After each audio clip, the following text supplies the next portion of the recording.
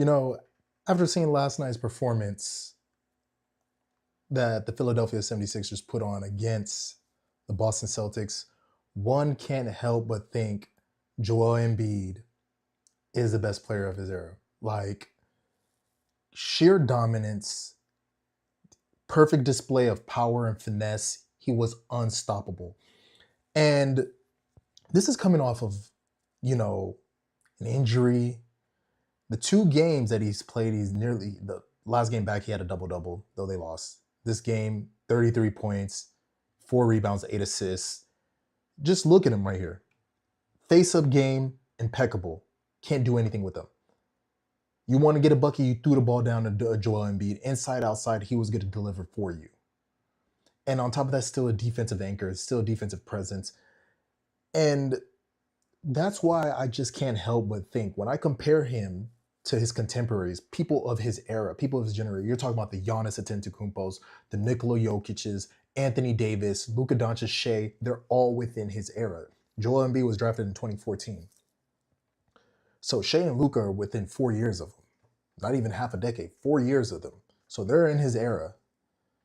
None of them, I would say none of them really, I'm going off an eye test. You know, sure, you could pull up the stats, Luka's stats and his numbers. I mean, Luka, he's to do his thing. He probably is going to be the next one closest, but none of them can show me this type of elite dominance. And in the sport like basketball, where power and finesse will always make you, if you have that combination, typically you're going to be the best player on the floor at all times. None of these players have that. None of them. You look at the numbers. Joel Embiid through his peak years. I have his peak years here. We're talking about 2021 season through 2022-2023 season when he won the MVP.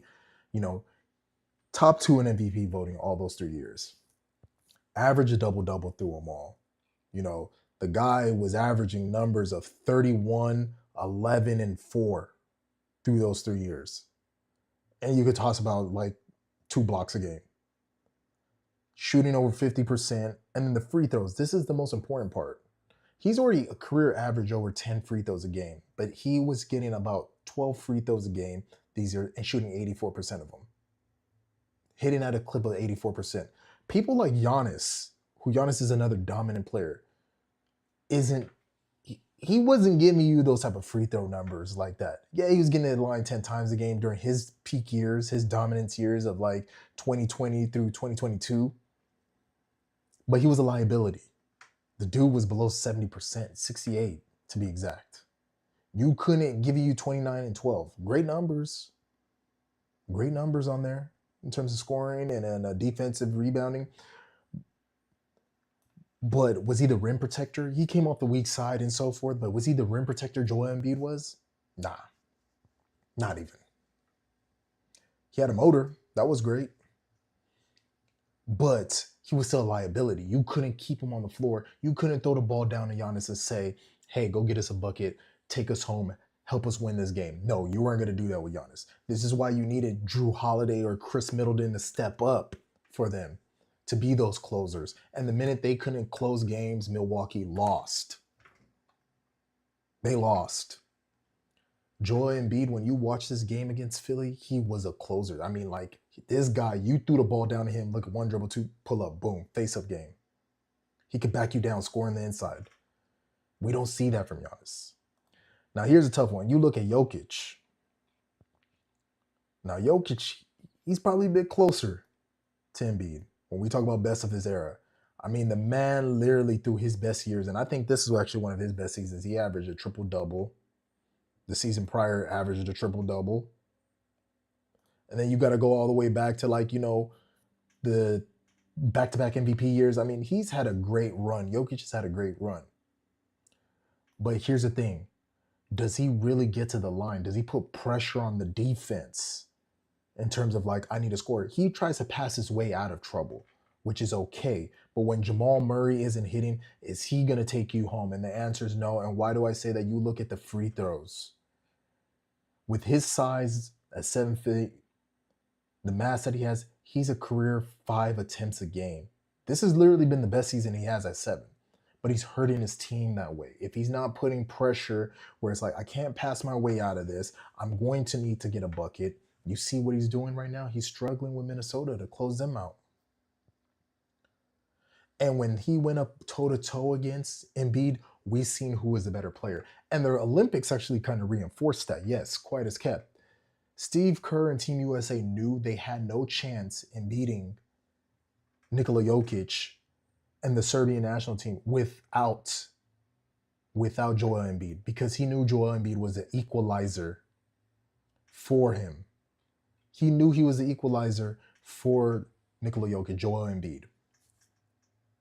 Which is why I say Joel Embiid still the best. This guy started playing basketball like, his junior year of high school, coming in after Basketball Over Borders, and look at where he is. So the talent is on the side of Joel Embiid, the physical prowess on his side.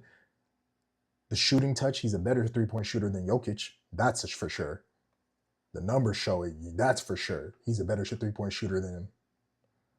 So again, the best. And when you look at Anthony Davis, don't he, Mr. Glass, I like AD. AD, we're not going to front on him. Around 2017, 2018, 2019, you would say AD was probably going to be the, if not the best player in the NBA. But seeing how things are panned out, and he's around the same age as Embiid, AD don't got that level of impact. Great defensive player, great rim protector, good face-up game. I mean, he's probably right there in terms of skill set with Joel Embiid, but he doesn't have the power that Embiid has. I think AD is probably the closest you could say with his level of finesse, his face-up game, his ability to handle the ball. Look at Embiid right there with that face-up game. AD has that. He just doesn't have the power that Joel Embiid has, and that's important, where he can just go through the lane. Nobody's stopping him. And again, you look at it too, putting pressure on the defense for the free throws. AD throughout his peak years was about 8 attempts a game. Career-wise, I think he's about 7. That's okay. That's cool. But if you want to be dominant, you got to be looking at 10 plus. And then when we look at the guards who are influential, Luka, he's dope. Because of his age at only 26, he just entered his prime. Averaged near a double-double this season. He's been dope. I'm not gonna front on your boy Luka. Luka has been dope. He's had seasons too where he's come closer to average a double-double. He's a scoring threat, but does he add the type of pressure offensively? Yes, he adds the pressure that Joel Embiid does. Offensively, matches him. No debate about that. But defensively, his defense is so atrocious, that's where it comes down. Luka's defense is so atrocious where really I shouldn't even be saying Joel Embiid is the best of his era had it not been for injuries. It should literally be Luka. It should be him. But his defense is so atrocious, it brings him down. And when you look at the guy who came out of nowhere, nobody was expecting it. He was in Luka's draft. Some even say he should have been taken at number 1. Hindsight's being 2020. He gets to the line, the free throw pressure that he adds, wiry, strong, the scoring prowess. Shai's not that bad of a defender. Not a lockdown defender, but he's not that bad. I mean, he's giving you close to 2 steals a game on a very good defensive team with the Oklahoma City Thunder. He has Chet back there to anchor it. But when you really watch close, he really locks down.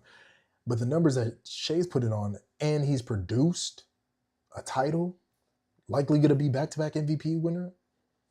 Hey, you can't...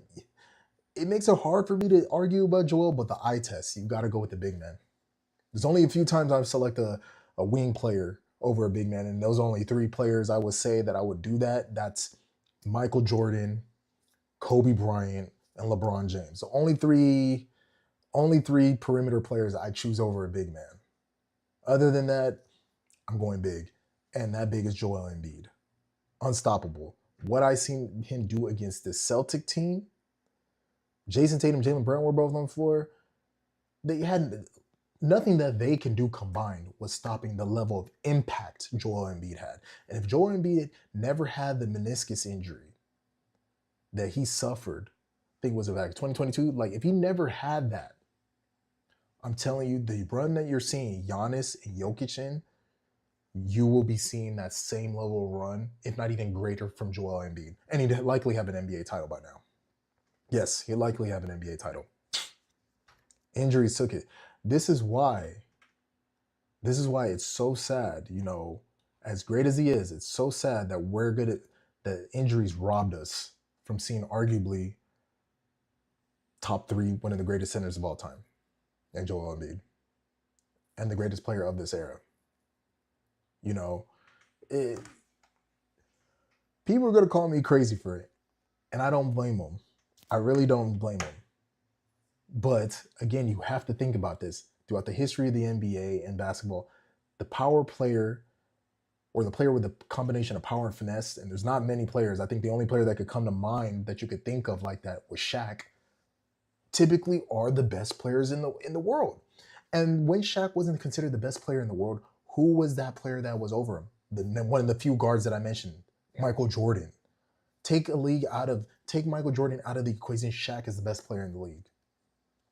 Yes, from the moment he entered all the way through, take MJ out of the league, Shaq is the best player in the league. Only that he had injuries. And there is no Michael Jordan in his time frame. I mean, there's LeBron James, but he's on the back end. But still. And that's why I say what I say. You know, power makes a man great, but endurance, makes him remembered. Joel Embiid not having that endurance, not being healthy through that time, like they say, the best ability is availability. Him not having that is what's going to cost people from realizing that he was or is the greatest player of this era.